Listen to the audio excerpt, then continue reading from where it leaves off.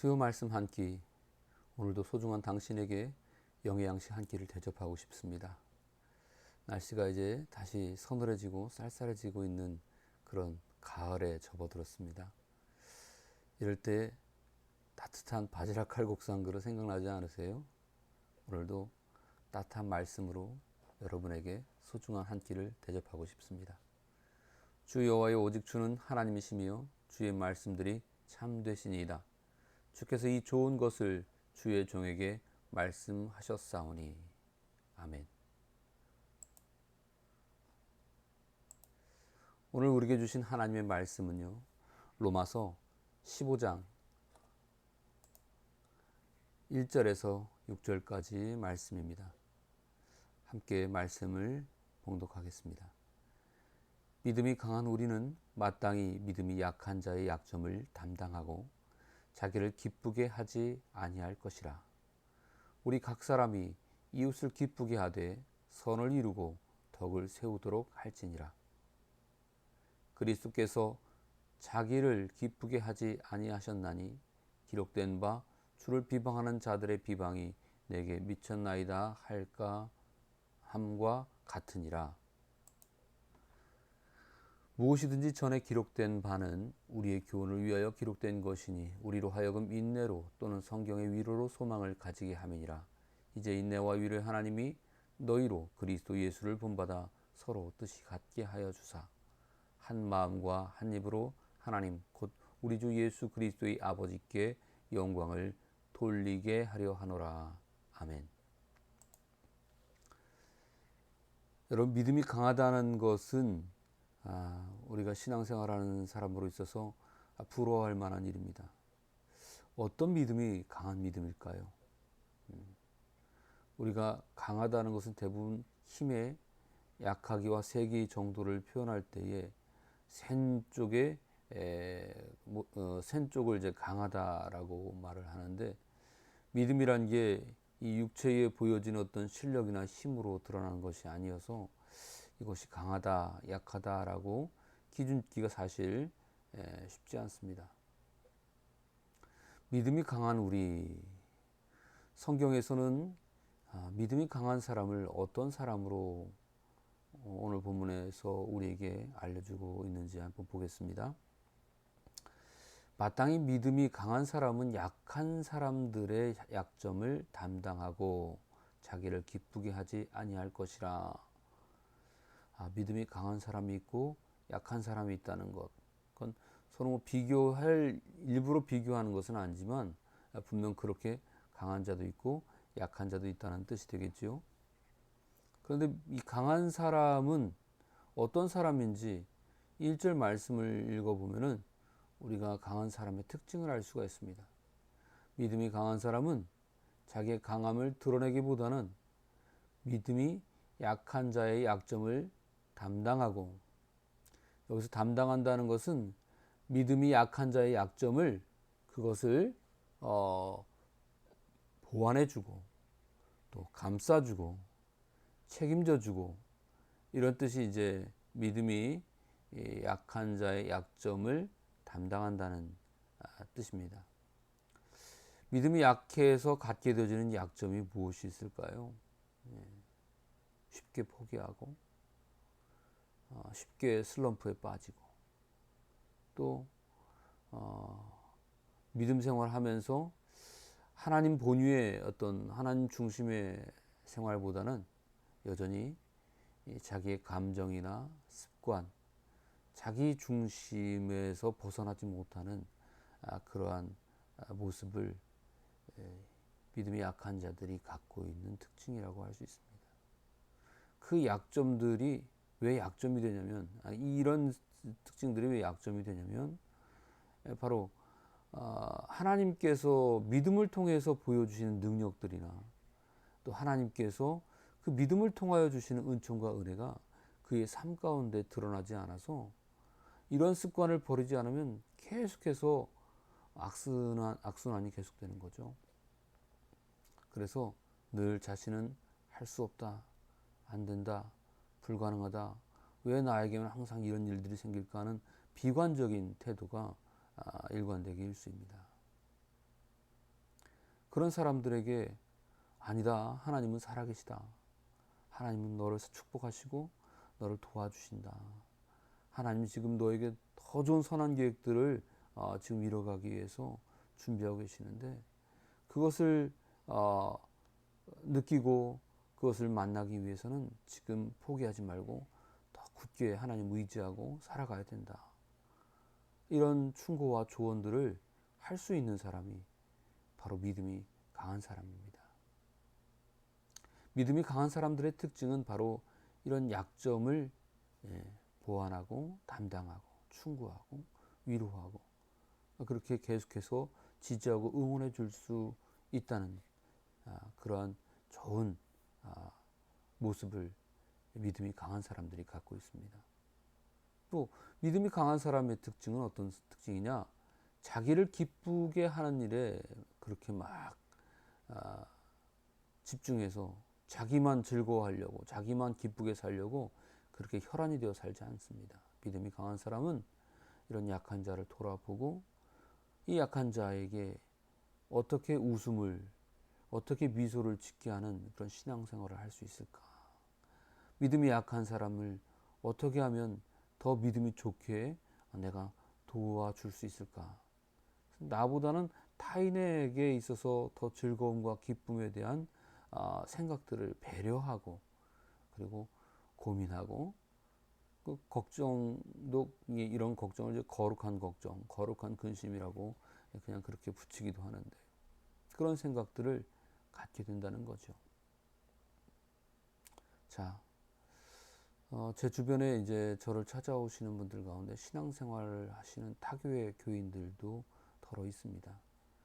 그런 분들이 이제 저에게 찾아와서 뭐 들으라고 이제 하소연을 하신 거예요. 답은 없어요. 사실은 저에게 뭔가 답을 구하기보다는 교회에서 이렇게 드러내놓고 본인이 출석하는 교회에서 자기의 이야기를 얘기하지 못하시는 거예요. 그렇게 얘기하면 믿음이 없다느니 어떻게 그렇게 신앙생활하니 이런 식으로 이제 핀잔을 듣고 또 들을까봐 저한테 찾아와서 그렇게 상담도 하시고 또 여러 가지 그런 그 속상한 일들을 이야기를 하시는데 어떤 분이 그러시더라고요. 집사님이신데 당신이 그래도 신앙생활을 모태신앙으로 오랫동안 해왔는데 교회 이제 연세가 좀 지긋한 권사님들이 집사가 돼가지고 방언도 못한다고 기도할 때 소리 내서 통성기도도 제대로 못한다고 또 대표기도도 나와서 기도하라고 했는데 그 대표기도도 제대로 못한다고 뭐 여러분들이 이렇게 돌아가면서 핀잔을 주셨나 봐요. 근데 그것 때문에 속상해서 교회 나가고 싶지가 않다고 예배드리고 싶지 않다고 그분 권사님들 마주치고 싶지 않다고 막 그런 얘기를 하시더라고요. 심정적으로 이해가 되는 일입니다.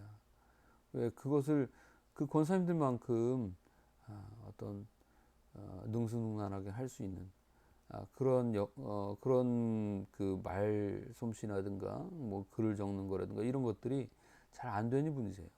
참 이분은 제가 보면은 묵묵하게 있는 듯 없는 듯 우리 착한 동네 일도 이렇게 어떻게 보면 교회가 다른데 다른 교회 목사가 이렇게 하는 일들에 대해서 기도해 주시면서 관심 갖고 묵묵하게 그렇게 협력하시는 분이세요. 그러니까 그분은 그런 게 그분의 달란트, 재능이에요.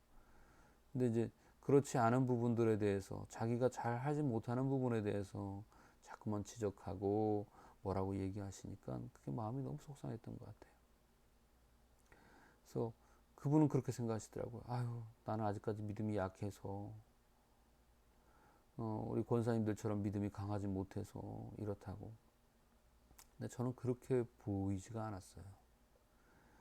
제가 가지고 있는 이 말씀의 기준을 보면은 우리 모두가 다 약한데 그분한테 그 집사님한테 뭐라고 핀잔을 주셨던 권사님들이 결코 이 집사님에게 비해서 믿음이 강하고 좋다? 저 그렇게 얘기할 수가 없더라고요. 무슨 얘기인지 아시겠죠? 믿음이 진짜 강한 사람은 어떤 사람이라고요? 믿음이 약한 자의 약점을 보완해주고 따뜻하게 감싸주고 지지해주고 더 잘 자라날 수 있도록 온실과 같은 그런 품을 만들어 줄 수 있는 그런 사람이 바로 믿음이 강한 사람이에요. 다소 믿음이 약한 사람들과 함께 할 때에 불편함들과 어려움들이 있을지라도 그건 당연한 것으로 생각하고 받아들일 줄 알아야 돼요. 왜? 자기를 기쁘게 하는 것에 중점을 둔 것이 아니라 이 사람이 어떻게 하면 더 기쁘게 신앙생활을 할 수 있을까? 더 기쁘게 하나님을 의지하며 살아갈 수 있을까? 여기에 맞춰져 있는, 어찌 보면 믿음이 강하다는 것은 그만큼 더 스스로를 믿음이 약한 자를 위해서 낮아지고 낮춰가는 그러한 자세를 가진 모습이 바로 믿음이 강한 자의 모습이라고 성경은 우리에게 그렇게 권고하고 권면하고 있습니다. 이 가르침이 우리에게 꼭 기억되어야 됩니다. 믿음이 강한 거 누구나 바라고 싶죠. 누구나 원하죠. 그 강한 믿음으로 능력을 행하고 기적도 만나고 또 하나님이 원하시고 기뻐하신 일들을 막 원 없이 막 하고 싶은 마음도 있을 겁니다. 그런데 그게 아주 특별한 게 아니라 오늘 성경 말씀을 보니까 곧 하나님의 관심은 어디에 있습니까? 천하보다 귀한 영혼, 한 영혼 한 영혼에게 하나님의 관심이 거기에 가 있습니다. 그래서 믿음이 강한 사람은 그 믿음이 강한 그 강함을 가지고서 어디에다가 그것을 써야 되는가? 하나님의 관심이 있는 것에, 하나님이 원하시는 것에 그것을 써야 되는데 그 하나님이 원하시는 것은 영혼이에요. 한 영혼도 실족하지 않고 상처받고 뛰쳐나가지 않고 하나님께서 기뻐하시는 하나님의 선한 사역에 사명자로 세워질 수 있도록 믿음이 강한 사람들이 인내하고 양보하고 배려해서 그들이 정말 같은 기쁜 마음으로 강한 믿음이 강한 자의 그 반열에 설 수 있도록, 그 대열에 함께 할 수 있도록 그렇게 협조하고 도와주는 일이 바로 믿음이 강한 사람의 모습이다. 2절 말씀 보니까 우리 각 사람이 이웃을 기쁘게 하되 선을 이루고 덕을 세우도록 해야 합니다. 기쁘게 한다는 것은 그 사람을 웃게 하는 일이에요. 그런데 우리가 시덥지 않은 일들도 대화하다 보면 웃음이 나올 수 있잖아요. 그런 잠깐 그 소나기처럼 웃다가 가버리는 그런 웃음이 아니라 성경에 나오잖아요. 예수님께서 주시는 기쁨, 마르지 않는 샘과 같이 샘솟는 기쁨. 그 기쁨이 어떤 기쁨이냐? 그 기쁨은 예수님 믿으면서 누리게 되는 평안, 기도하면서 응답받게 되어지는 기쁨, 하나님께서 나와 함께 하시고 지켜주신다고 하는 그런 안도감, 자신감, 내가 하나님의 자녀, 하나님의 백성이라고 하는 높은 자존감, 이런 것들이 충만할 때에 빼앗기지 않고 마르지 않는 기쁨을 갖게 됩니다. 그런 기쁨을 가질 수 있도록 믿음이 강한 사람들은 믿음이 약한 사람의 약점을 담당하고 선을 이루고 덕을 세우는 것에 선을 이루고 덕을 세우도록 기쁨을 줘야 돼요. 무조건 웃기고 무조건 그냥 가볍게 보내는 그런 교제가 아니라 그 관계 속에서 하나님이 기뻐하시는 선이 이루어지고 하나님께서 흡족해 하시는 덕을 세울 수 있도록 가장 가까운 사람과의 관계 속에서도 지켜야 할 도리와 예절, 상식, 그런 모든 것들을 잘 지켜가면서 그렇게 섬기고 선을 행하는 그런 사람이 되어야 합니다. 믿음이 좋다고 하는 오래 신앙생활하고 교회 직분이 있고 또 뭔가 성경을 많이 알고 기도를 유창하게 잘한다는 어떤 그런 것들이 믿음이 좋은 사람들이 보여지는 실력처럼 여겨져서 어떻게 보면 그것이 누군가에게 부담이 되고 또 상대방에게 그런 것들을 통해서 오히려 강하게 나가고 무례함을 범하는 그런 일들을 주변에서 보게 되는데요. 절대로 우리 행복한 교회 성도들은 믿음이 강해지는 것을 소망하고 목표로 삼되 믿음이 강한 것이 무엇인지를 분명히 알고 그런 목표를 이뤄가는 우리 성도들이 되셨으면 꼭 좋겠습니다. 3절 말씀에 예수님께서도 자기를 기쁘시게 하는 것에 하나님이 허락하신 이 공생의 시간을 사용하지 않으셨어요. 예수님도 하물며 자기를 기쁘게 하는 일에 시간을 쓰지 않으셨다는 거예요. 오히려 하나님께서 기뻐하시고 또 몰랐던 사람들이 내가 예수 그리스도를 통해서 내 죄를 용서받고 구원받았다고 하는 참 생명을 얻은 기쁨을 깨달을 때까지 끊임없이 고통 가운데서 인내하시고 참고 견디면서 그렇게 낮아지시고 당신이 우리에게 보여주셔야 될 믿음의 본보기를 충실하게 보여주셨던 분이 우리 예수님이십니다. 시편에 나와 있는 말씀을 인용하여서 본문에 기록되어져 있는데, 기록된 바 주를 비방하는 자들의 비방이 내게 미쳤나이다 함과 같으니라. 예수님께서 이 시편의 말씀을 그대로 이루신 거예요.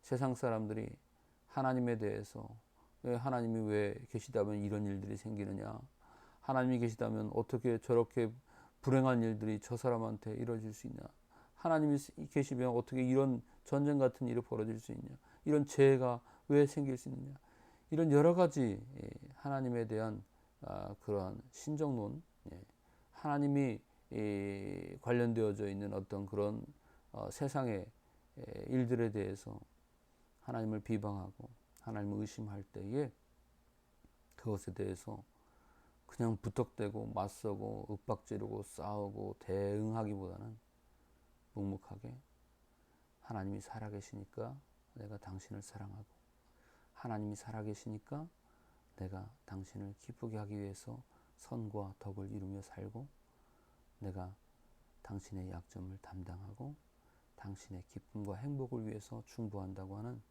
그런 모습을 예수님처럼 우리도 보여주며 살아야 합니다.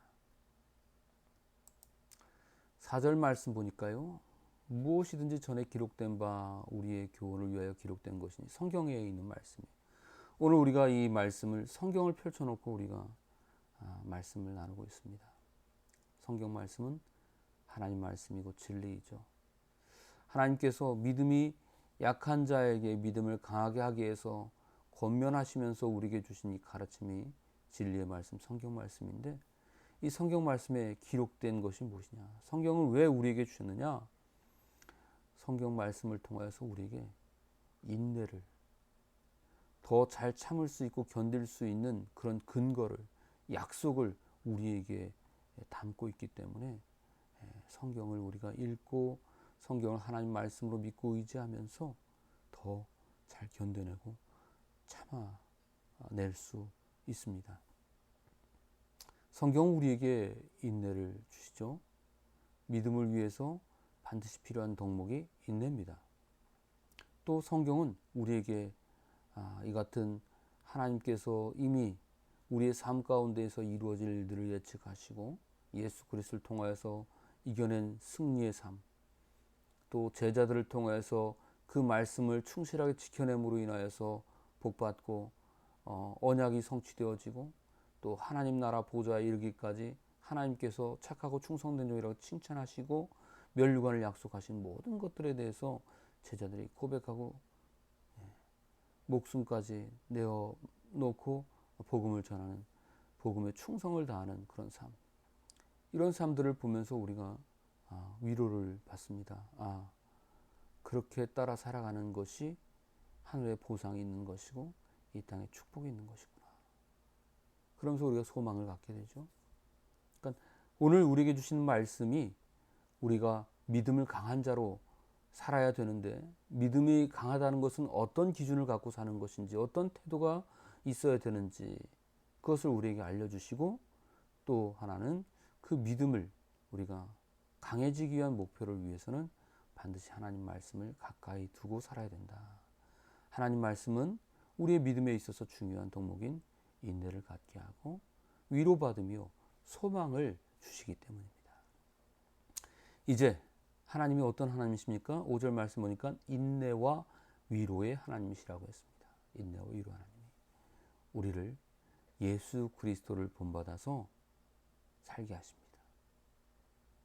하나님께서 인내하시기 때문에 우리를 징계하거나 심판하지 않고 참고 기다리실 수 있는 거죠. 사랑의 하나님이 그러기 때문에 인내. 사랑은 또 인내예요. 사랑은 오래 참고라고 하는 고린도전서 13장에 있는 말씀이 있죠. 사랑은 오래 참고 인내해야 합니다. 하나님이 우리를 사랑하셔서 인내하고 계세요. 하나님이 우리를 사랑하지 않고 인내하지 않으신다면 이 땅에 살아남을 사람 하나도 없습니다. 하나님은 인내하시고 또 우리를 위로하십니다. 불쌍한 자를 내버려 두지 아니하십니다. 하나님이 위로하시고 쓰러진 자를 일으켜 주시고 소망을 주시는 하나님이십니다. 이 하나님 당신이 그렇게 인내와 위로를 품고 이 세상을 향하여서 크고 넓은 손을 내미실 때에, 그 넓은 품을 벌리실 때에 우리는 조금이라도 영적으로 깨어 있어서 이 하나님의 품을, 하나님의 손길을 우리가 느끼고 또 기억하고 믿고 의지할 수 있지만, 그러지 못하는 사람들이 있잖아요. 하나님을 알지 못하고 하나님 부정하고 믿음조차 갖지 못한 사람들, 또 믿음이 약한 사람들, 이런 사람들을 위해서 먼저 된 우리가 어떻게 해야 되냐 이거예요. 예수 그리스도를 본받아서 서로 뜻을 갖게. 뜻이라는 게 뭐예요?